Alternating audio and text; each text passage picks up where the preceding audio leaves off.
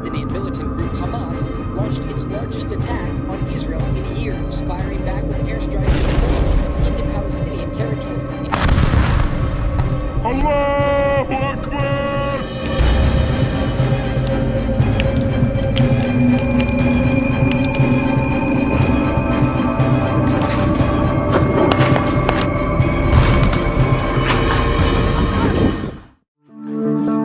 Hubungan antara Hamas dan Israel kembali memanas setelah serangan besar-besaran yang dilakukan oleh organisasi politik yang menguasai jalur Gaza itu.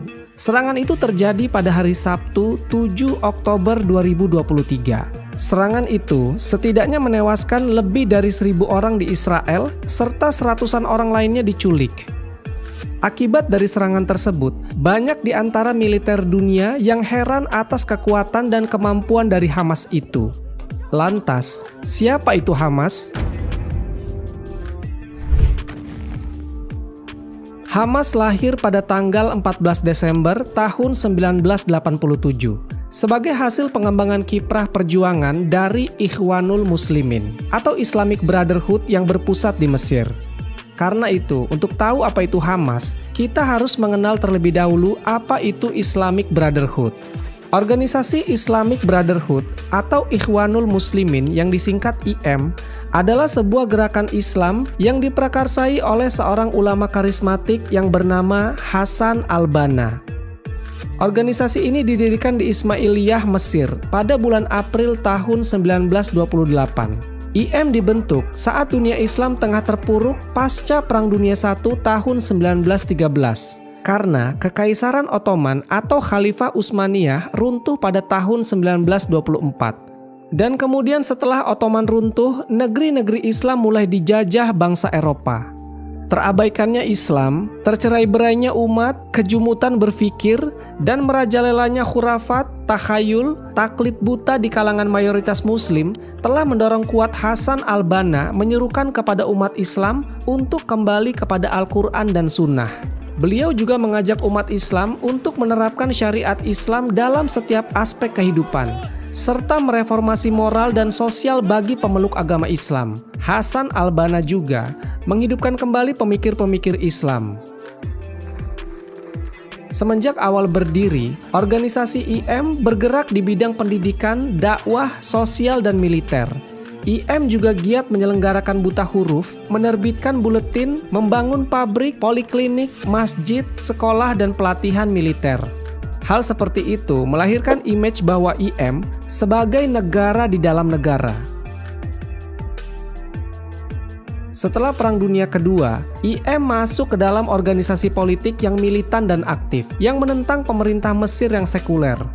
Hingga akhirnya, pada bulan November tahun 1948, organisasi IM dikebukukan oleh Perdana Menteri Mesir Fahmi Nakrashy. Lalu 1 bulan kemudian, yaitu Desember 1948, Fahmi Nakrashy diculik dan dibunuh. IM pun dituduh sebagai dalang dari penculikan itu, dan para tokohnya banyak ditangkapi kemudian dideportasi keluar dari negara Mesir. Nah, kepindahan mereka di luar Mesir ini tidak membuat semangat mereka padam. Mereka justru melanjutkan perjuangan di negara-negara Arab tersebut. Pada tahun 1935, Abdurrahman al-Banna, adik kandung dari Hasan al-Banna, dikirim ke Palestina. 10 tahun kemudian, pada tahun 1945, IM berdiri di Palestina, lalu diikuti pendirian beberapa cabang lainnya di jalur Gaza. Dan 2 tahun kemudian, atau tahun 1947, organisasi ini memiliki anggota sebanyak 12.000 sampai 20.000-an orang di Palestina. Semakin hari, organisasi Ikhwanul Muslimin di Palestina semakin solid. Terlebih lagi embrio Hamas, yaitu Al-Mujama' al-Islam pada tahun 1978 didirikan oleh seorang ulama Palestina yaitu Syekh Ahmad Yasin. Hamas adalah kependekan dari Harokah Al-Muqawamah Al-Islamiyah. Secara harfiah bermakna gerakan perlawanan Islam. Secara garis besar, Hamas adalah gerakan Islam Sunni dan nasionalis Palestina. Mereka menentang tindakan Zionis yang bertindak sewenang-wenang di tanah Palestina. Nah, Zionis ini adalah sebuah gerakan dari orang-orang Yahudi yang tujuannya untuk membuat negara Israel di tanah Palestina. bisa dikatakan mereka ini penjajahnya wilayah Palestina.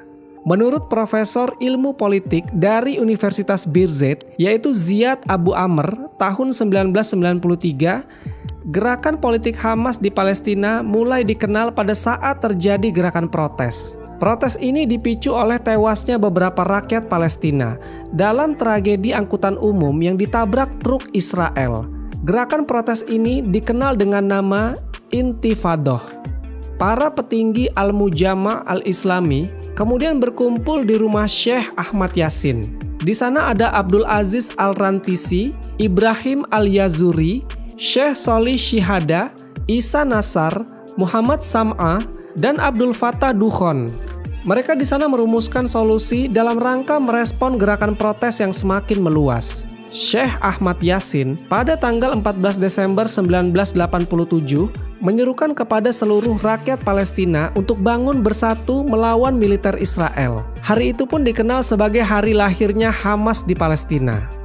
Walaupun pada hari itu, nama Hamas belum dicantumkan secara resmi dan baru diperkenalkan secara resmi pada bulan Januari tahun 1988 dalam selebaran yang dibagikan kepada rakyat Palestina.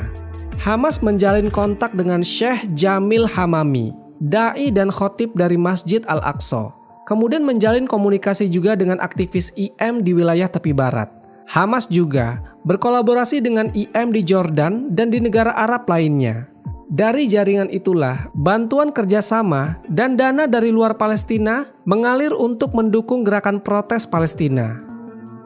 Jadi selain Hamas, ada organisasi lain yang ada di Palestina saat itu, yaitu Palestine Liberation Organization atau disingkat dengan PLO.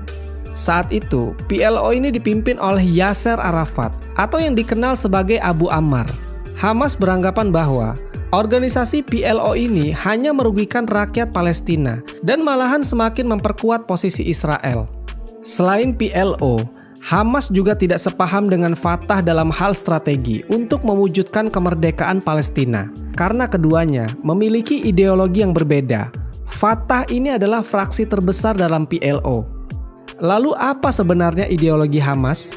Hamas ini beranggapan sebagai titisan Ikhwanul Muslimin atau IM yang mencita-citakan berdirinya sebuah negara Islam di Palestina yang merdeka berdaulat, memperjuangkan kebebasan dan kemerdekaan Palestina dalam kerangka pan-Islamisme, yang artinya seluruh umat Islam di dunia harus terlibat dalam melawan Zionisme atau Israel. Ini berbeda dengan ideologinya Fatah, yang lebih memilih untuk mendirikan negara Palestina yang nasionalis sekuler.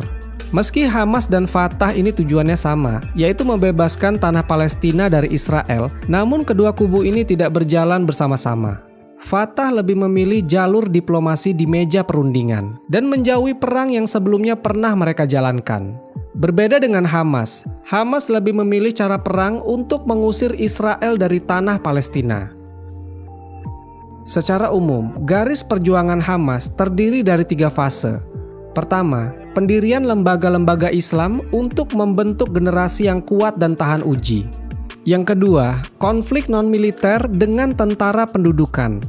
Kemudian yang ketiga, jihad bersenjata secara total melawan kekuatan Zionisme Israel, terlebih bagi mereka yang bergabung dalam Brigade Izzuddin Al-Qassam. Kekuatan militer ini yang paling disegani dan bahkan paling ditakuti oleh Israel, karena berhasil menculik dan mengeksekusi seorang komandan Israel yang bernama Sermai Nissim Toledano, yang sebelumnya dieksekusi dijadikan tawanan, yang hanya bisa dibebaskan jika Israel bersedia membebaskan pimpinan mereka, yaitu Syekh Ahmad Yasin, yang ditangkap dan dijatuhi hukuman penjara seumur hidup oleh Israel sejak tahun 1989. Pasukan berani mati, Brigade Al-Qassam ini kemudian dijadikan sebagai unit organisasi tersendiri yang aktivitasnya terpisah dari kegiatan politik Hamas. Pasukan ini mulai tampil secara terang-terangan pada awal Januari tahun 1992. Menyusul keberhasilan pasukan ini membunuh Direktur Perumahan Israel di jalur Gaza yang bernama Doron Susan. Keteguhan para pejuang Hamas melakukan perlawanan menggunakan kekuatan senjata tidak bisa dipisahkan dari doktrin jihad yang selama ini mereka yakini. Apabila musuh-musuh Allah datang ke wilayah Muslim untuk merampas hak-hak kemerdekaan mereka, maka penduduk tersebut dan seluruh muslim lainnya diwajibkan melawan. Doktrin ini menjadi ruh perjuangan mereka. Bagi pejuang Hamas, perlawanan terhadap Zionis Israel bukanlah pekerjaan yang buruk. Bahkan jalan inilah yang paling baik. Keberhasilan dalam merebut kemerdekaan dengan menumbangkan Zionis Israel dan mengusir mereka dari tanah Palestina adalah cita-cita yang mulia. Akan tetapi, jika ajal menjemput di tengah perjuangan tersebut, maka mereka yakin telah meninggal di jalan Allah atau syahid. Yang tidak ada kematian yang lebih baik daripada syahid di jalan Allah itu sendiri. Sehingga bagi pejuang Hamas, kemerdekaan dan gugur dalam perjuangan adalah dua jembatan emas menuju surga Allah Subhanahu wa Ta'ala. Dalam sudut pandang dunia Barat, Hamas dianggap sebagai teroris. Selain dari Israel, Amerika dan negara Uni Eropa lainnya menyebut Hamas sebagai teroris. Karena selama bertahun-tahun, Hamas telah melakukan banyak serangan, termasuk bom bunuh diri, peluncuran roket, dan bentuk-bentuk kekerasan lainnya terhadap Israel. Sama halnya seperti Indonesia dulu melawan penjajah Belanda, yang waktu itu Belanda ingin sekali menguasai Indonesia. Tapi terjadi perlawanan dari para pejuang Indonesia. Dan para pejuang Indonesia kita disebut sebagai teroris, tapi bagi kita disebut sebagai pejuang. Baru-baru ini juga, Presiden Ukraina, yaitu Volodymyr Zelensky, secara terang-terangan menyebut bahwa Hamas adalah teroris. Dan Zelensky mengatakan akan mendukung Israel dalam memerangi Hamas. Tapi lain halnya dengan Korea Utara. Mungkin ada dari teman-teman yang gak suka sama Kim Jong-un. Di luar dari sifatnya yang mungkin sebagian kita bilang itu menyebalkan, namun Kim Jong-un secara terang-terangan mendukung Palestina dan Hamas dan mengutuk Israel serta tentara Zionisnya. Para ahli mengatakan bahwa kelompok Hamas sebagian besar menggunakan senjata dari Korea Utara. Pernyataan ini muncul setelah adanya rekaman pasukan Hamas membawa peluncur roket yang diduga berasal dari negara komunis tersebut. Gambaran lain menunjukkan pasukan Hamas banyak yang menggunakan senapan self-loading tipe 58 milik Korea Utara. Di Thailand, pada tahun 2009, pengiriman senjata yang ditujukan untuk Hamas dan Hizbullah dicegat oleh tentara PBB. Didapati di sana ada paket senjata seberat 35 ton. Kiriman itu berisi granat berpeluncur roket, roket-roket besar, dan F-7. Hamas juga sebenarnya pernah menang pemilu pada tahun 2006 lalu. Tapi kemenangan Hamas ditolak oleh negara-negara Barat. Masyarakat Palestina menganggap Hamas sebagai ormas yang memperjuangkan kepentingan rakyat Palestina. Masa depan Palestina tentunya tidak hanya bergantung pada Hamas atau Fatah, akan tetapi juga berada di tangan negara-negara Islam yang lain, termasuk Indonesia. Akan tetapi, kemerdekaan bangsa Palestina akan lebih mudah terwujud jika kedua faksi Hamas dan Fatah bisa bersatu dan berjalan seiring bersinergi. Namun kapan harapan ini terwujud? Sebuah pertanyaan yang semoga secepatnya bisa dijawab dengan kata kunci, Palestina bersatu merdeka. Wallahu a'lam bishawab. Semoga kisah ini bermanfaat. Lebih dan kurangnya mohon dimaafkan. Yang benar datangnya dari Allah Subhanahu wa Ta'ala. Khilaf atau keliru itu datangnya dari saya pribadi sebagai manusia biasa. Sampai ketemu di kisah-kisah seru yang penuh makna selanjutnya. Saya akhiri. Wassalamualaikum warahmatullahi wabarakatuh.